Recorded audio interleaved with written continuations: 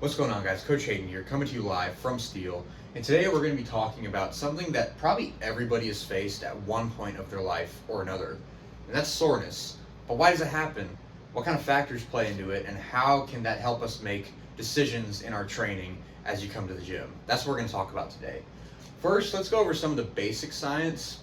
So contrary to popular belief, muscle soreness is not actually caused by lactic acid buildup, which is more just a byproduct of the process that occurs after you go through any kind of training stress.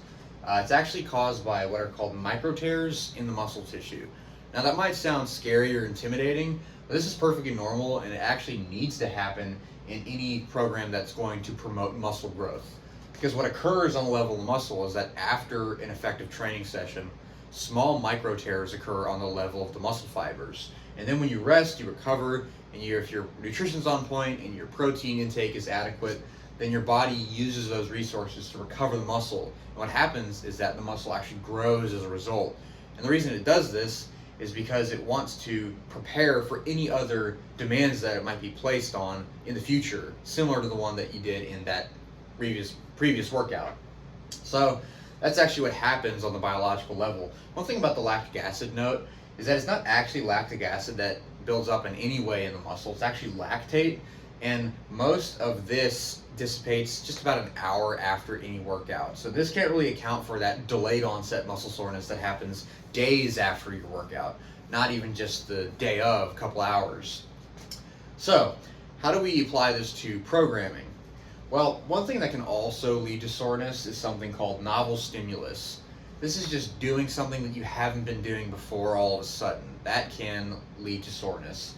So those who are new to training, if you've never done strength training before and you just get started, your body is moving through ranges of motion and using loads that it has never had to experience that before. So that can lead to a lot of soreness just because it's so new. For the same reason, if you've been on a long layoff to where you were training before and then you took a break for one reason or another, and if you come back to it, soreness can be a thing for the same reason. Also, if you're just trying something new, not even if you haven't been training at all, but let's say you've been doing barbell lifts, heavy sets of 4 and 5, and that's all you've been doing, and then all of a sudden you try sets of 10, different assistance exercises, you've been banging out lots of curls, and you weren't doing that in your previous program, that can lead to a lot of soreness just because of the fact that it's so new, even though you've been training in one other context. So that's the thing, is that training adaptations are specific to the loads and the demands that you place on them. So that's something also to keep in mind. Thirdly, and probably this is the most important one, the biggest chunk of it, is increased training volume or intensity. So to give an example, let's say you start a new program. And for those of you who are on our main group program using the RPE system, you'll definitely recognize this. And if this is the first time you've seen RPE, we have other videos on the channel about this, so definitely go check those out.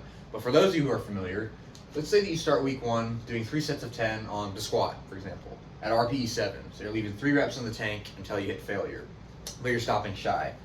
Then when we repeat that same day on the following week, let's say all of a sudden we're doing 3 sets of 20 at RPE 7. Although the intensity stayed the same, the volume is doubled because now we're doing 20 reps in a set instead of 10. That's a huge increase, not a really good training programming decision, and that can lead to a lot of soreness because it's so new and it's just too much too quickly. Also on the flip side, if we go from 3 sets of 10 at RPE 7, just like we did in this example, but then the next week, let's say you do 3 sets of 10 at RPE 10. Now we're going all the way to failure all of a sudden, instead of leaving 3 reps in the tank.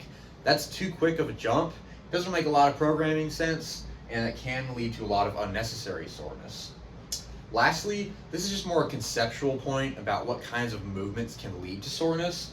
That is any movement that involves eccentric loading. This isn't the only contributor to muscle soreness, but this is definitely one of the biggest ones. Eccentric loading is anything that involves muscle lengthening, and a great example of this is the RDL. So you're holding your kettlebell in your hands or the barbell, you push your hips back, keep it close to the legs, keep your chest up, and you lower yourself, all those things, and you'll start to feel a deep stretch in the hamstrings. And once you get to a certain point at the bottom of the lift, that stretching reaches a maximum. What's happening is that, especially as you go down, one cue that we give lots of clients is to go slow. And the reason is because that slow, controlled, methodical, eccentric stretch of the hamstrings is what can lead to lots of muscle growth. So that's why it's a great idea. but it can lead to a lot of soreness. But that is in context with the rest of the programming and whether the stimulus is new. So this isn't the end all be all. It's not like if you do anything that involves like a slow dumbbell curl on the way down or a slow RDL on the way down, that doesn't mean that you're going to be wrecked as far as soreness goes. It's in context, but this is just to help you understand. So this is definitely a 10,000 foot flyover of soreness. There are a lot of other smaller details, nuances that go into this, but this can be a helpful way to walk you through the day after a hard training session or after you just got started and you might be really sore and you're wondering, why is this happening? Is this a good thing? How do I know that it's going to get better as time goes on and as I keep training? This will help you walk through a lot of those questions and give you assurance that even if you are sore, there are some things that you can do to manage it, but otherwise just keep doing what you're doing and getting strong. Thanks for tuning in. We'll see you next time.